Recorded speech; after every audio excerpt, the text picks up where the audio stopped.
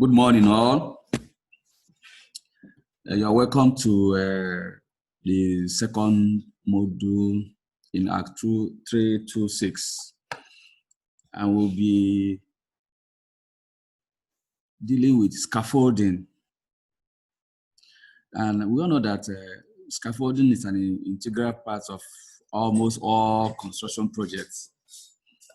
And this has been used ever since the first structures were built. Even when they were building the pyramid, they used scaffolds to construct that monumental edifice. Scaffolding, they are commonly needed to get access to structures at height during construction. And then scaffolding can also serve many different purposes. Sometimes they are used to support workers and their tools. And at other times, they can be needed to support significant loads from building materials such as bricks, blocks, stucco, or cast-in-place concrete, which is known as shoring. You know that when people are working on scaffolds, maybe at the facade of a building, maybe there are some things they need to fix at that place. Most of the times, those things might be placed on the scaffold before they are now placed in the building.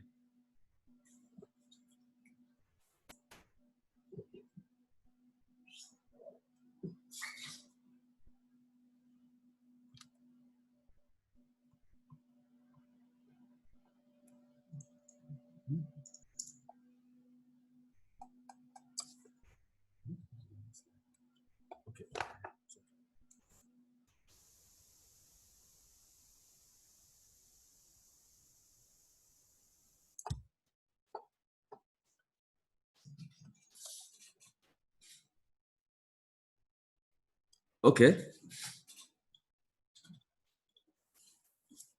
Here, a scaffold can be defined as a temporary rigid structure that is made of steel, wood, or timber.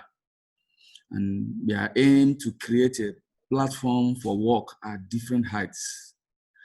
And it also helps in lifting materials for immediate use at different heights. Sorry about the misspelling of immediate. And then there are different types of scaffolds that are available in the market and available for use by construction professionals. And the type that you will deploy on a project is determined by so many factors, but most especially your construction methodology and the materials that you might be lifting at that platform. We have the bricklayers or single scaffolding.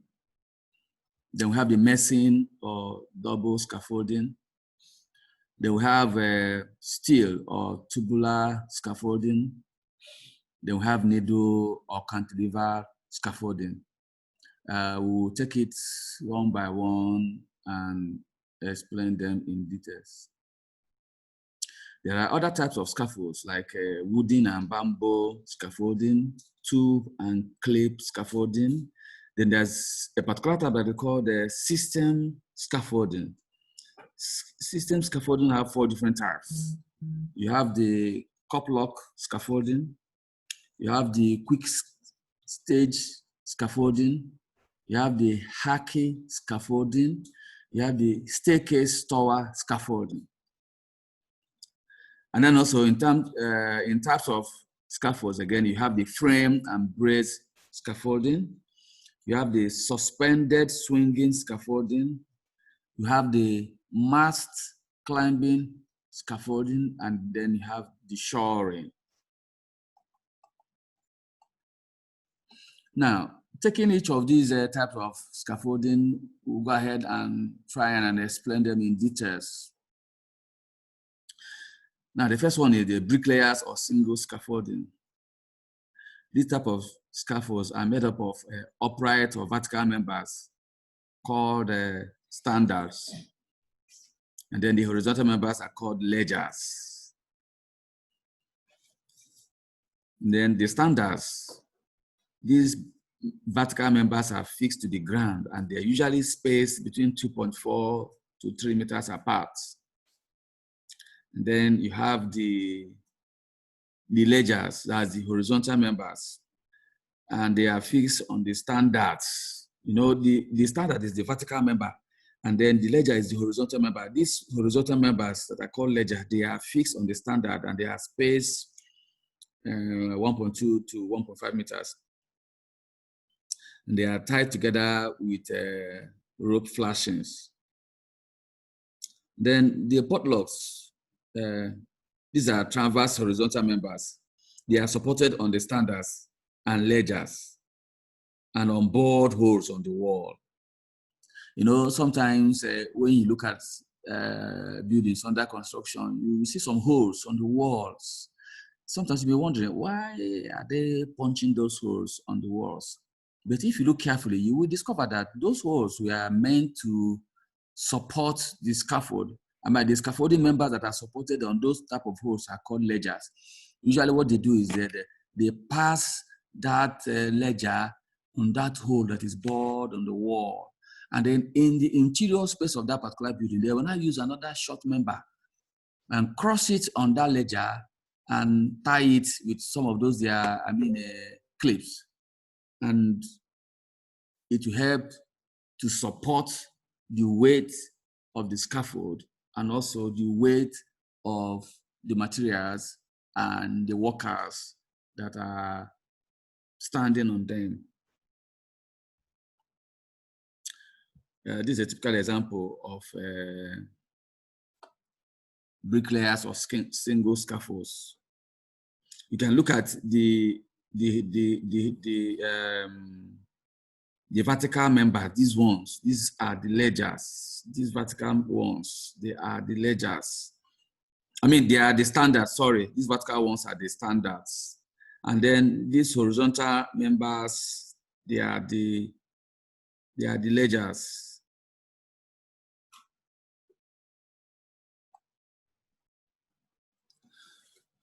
Now, talking about messing or double scaffolding.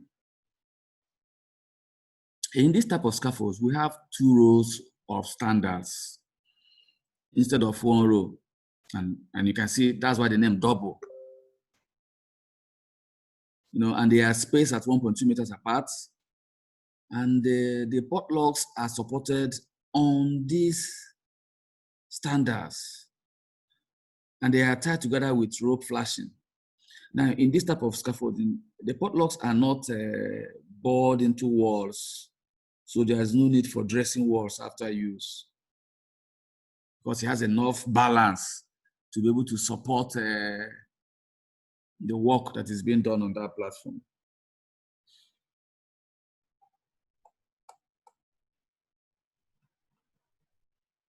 This is an example of messing or double scaffolding. You see the standards. You can see the standards. You see the standards. Then you now see the ledgers, these horizontal members. They are the ledgers, these horizontal members. You can see that if you look carefully, you will discover that the spaces, they don't exceed the maximum spaces that are specified for this.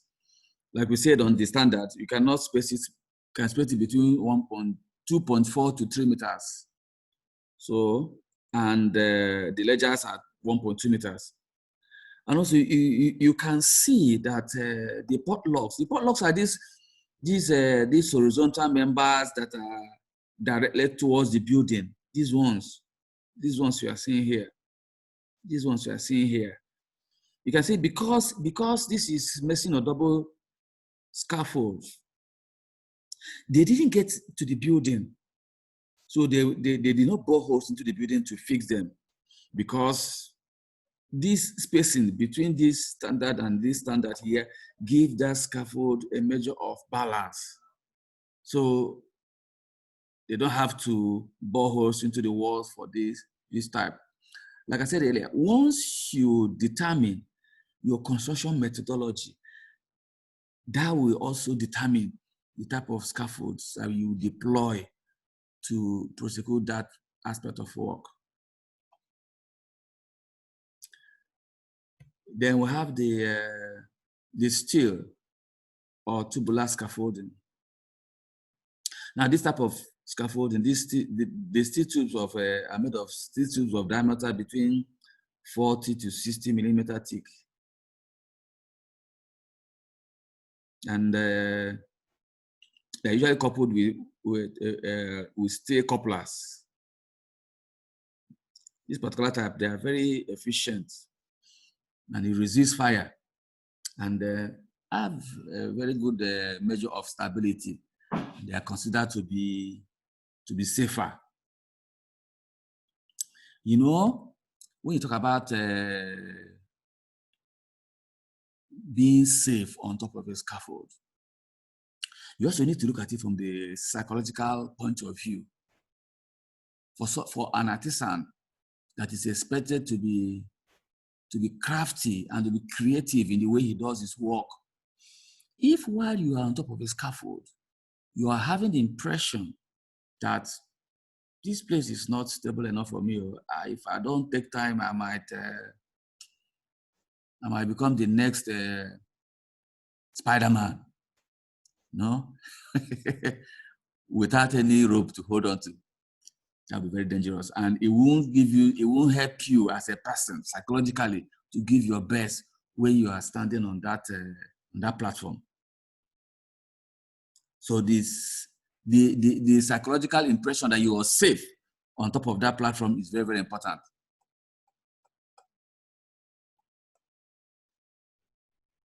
So this is a typical example of steel or tubular scaffolds.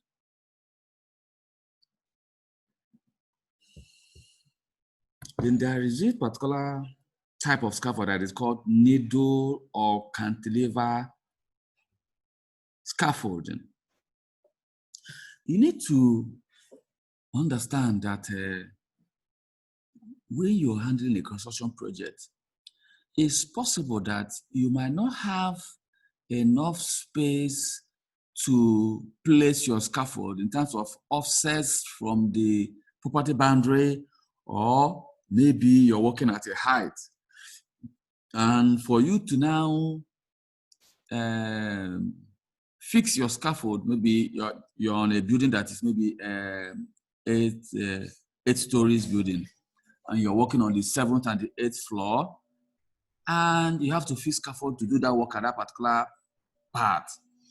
Now, when you consider that you have to set that scaffold from the ground to that height, you need to look at the cost implications of doing that. So more times, what people do, they use this type of scaffolds called needle or cantilever scaffolding, meaning that your scaffolding is not starting from the ground, but at that height, there are some diagonal members that come first from the wall to pick the standards and also support the ledgers and the portlocks. So at that point, those cantilevers, those scaffolding are cantilevered. Now, this type is used where the standards cannot be placed on the ground, like I was trying to explain, or the construction is done on the side of a busy street, or construction or scaffolding is required on a high level in case of, especially in case of tall buildings. Now, instead of placing the standards on the ground, now these standards are placed at some heights above the ground level. That's what I was just trying to explain to us here. And then the platform on which the standards, on the platform on which these standards are fixed, they are called needles. You know, these platforms could be made of wood or steel.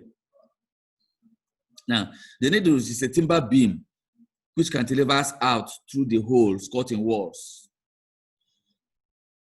You know, this particular type of scaffolds are mainly used because we are already in the age of tall buildings. So for you to work on a tall building, you need this type of scaffold to be able to do your work. Like I was trying to explain, most especially, what determines the type of scaffolds you will deploy on any project that you're working on is your construction methodology. And your construction methodology is usually determined by the design or by the particular location you're working. Imagine that you are told to come and renovate an office on a 20-floor building, and that office is on the 18th floor. And you need to do something on the facade. Or you need to change something. Maybe a tall office building have their logo or their company name and address on the facade, maybe on the parapet at that height, and maybe the lights are off, or maybe some of the paspers that were used in making them are falling off, or the adhesive are not holding it well, and you are not invited to go and fix it to get those things corrected.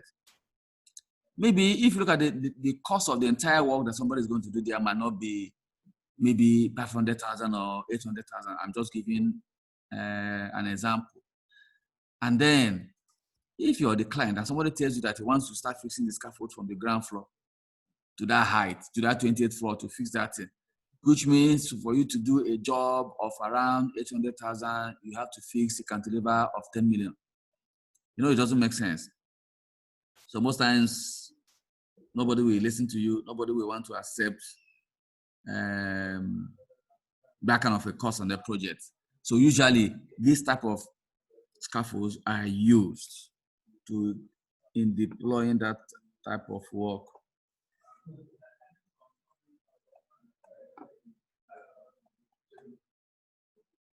This is an example of the needle or cantilevered scaffolding.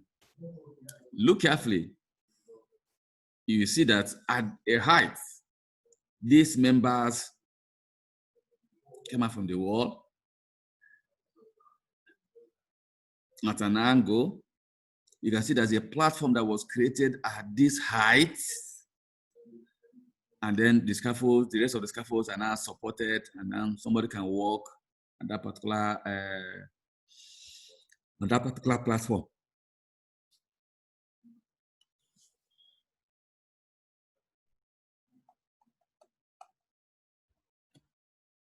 Now, the other type that we will look at is the wooden or bamboo scaffolding.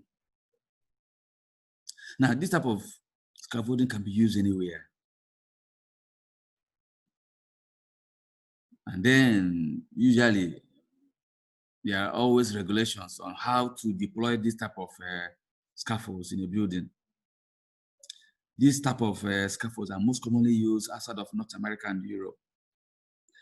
Bamboo is more commonly used in Asian countries, and they are favored for strength, flexibility, and eco-friendliness.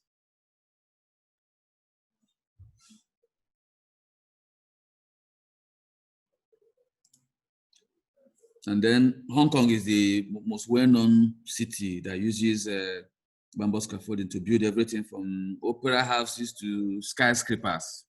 You know, when you have access to some of these things, like, you know, in those bamboos that grow in Asia, they're usually of a particular good quality. So I'm sure that you must have watched something, even a movie where you see them using bamboo as scaffolds. Very, very interesting. This is a typical example.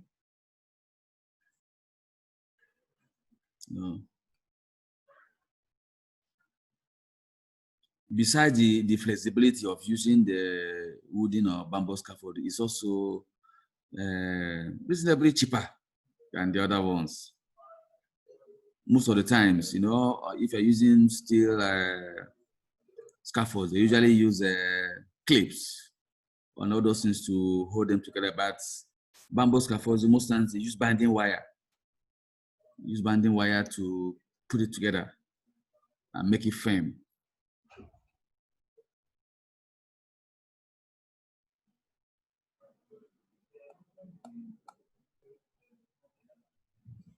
Now we need to talk about tube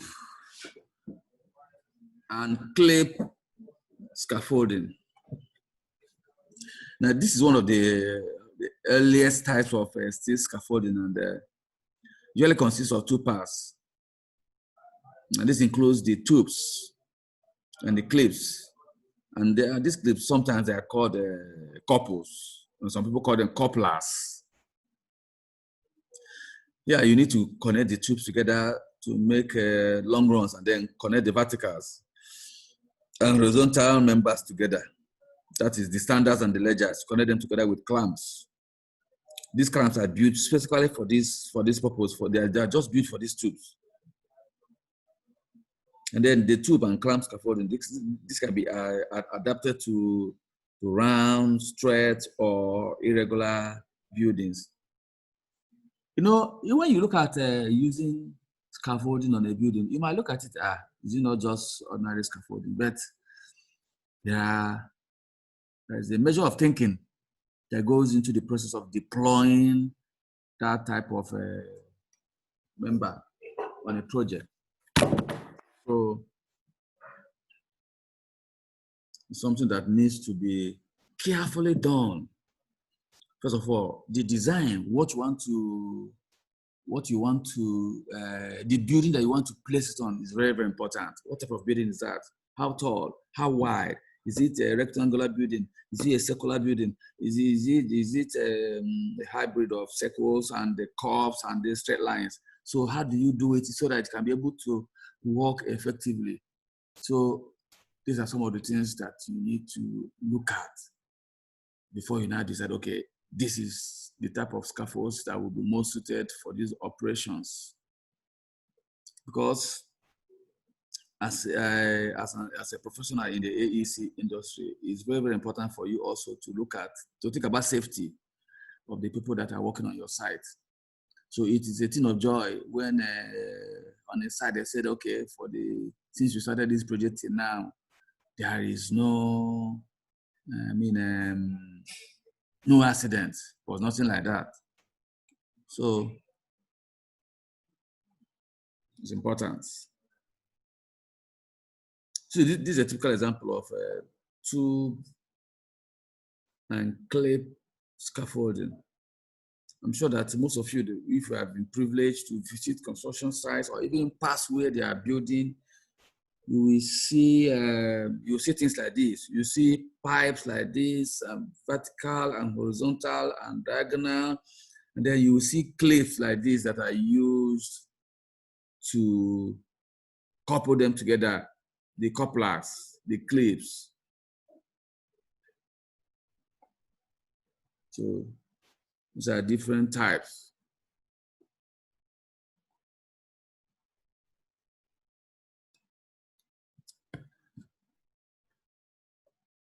Now, another type of scaffolds is called system scaffolding. Sometimes they are referred to as modular scaffolding. System scaffolding usually consists primarily of vertical, that is the standards, and horizontal, that is the ledgers prearranged components. And they are connected together in a systematic fashion. Now, the term system scaffolding is like an umbrella term that are used many different types of scaffolding that can be used to create standardized scaffolding base. What is called system, because there are standardized base that they are created.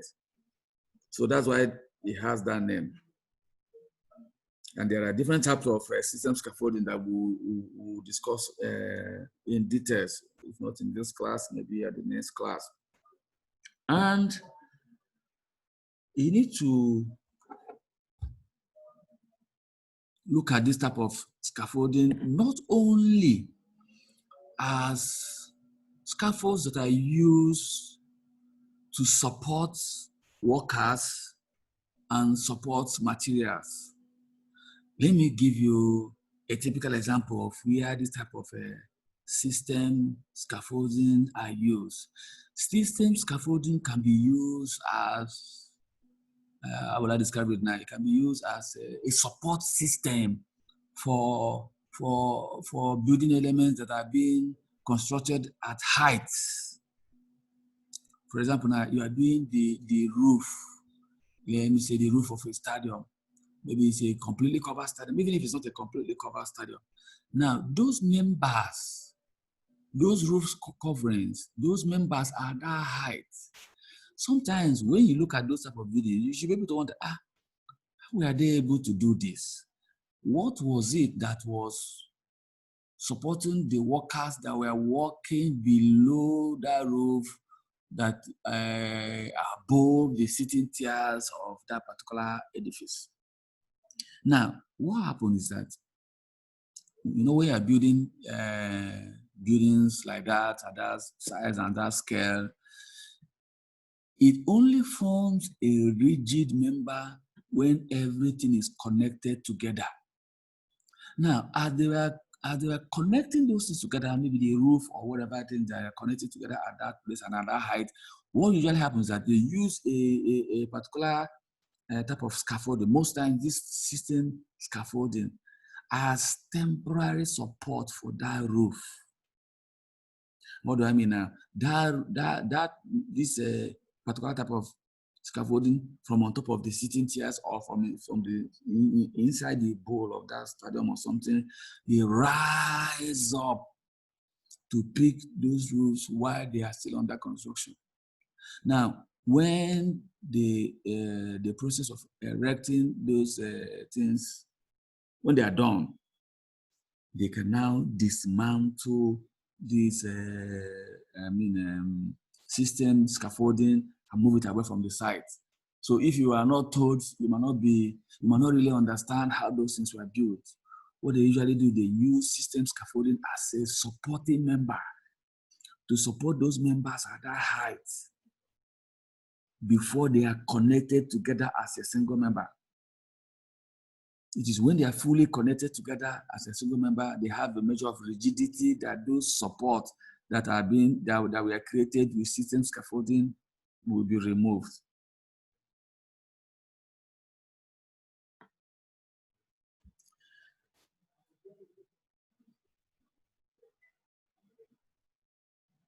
I think for today, we'll stop here in terms of dealing with scaffolds. Next week, we'll deal with system scaffolding in details. Do we have any questions?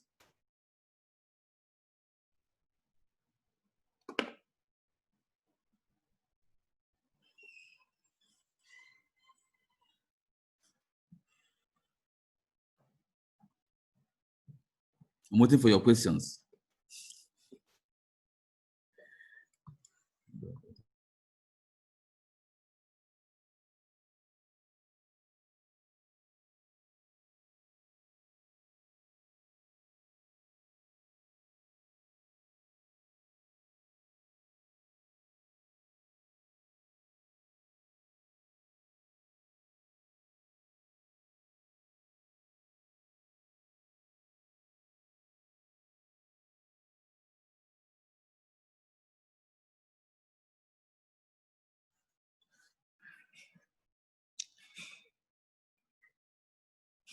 So nobody has a question. Everybody saying no, sir.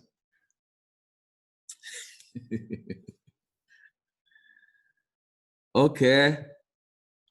So see you guys next week.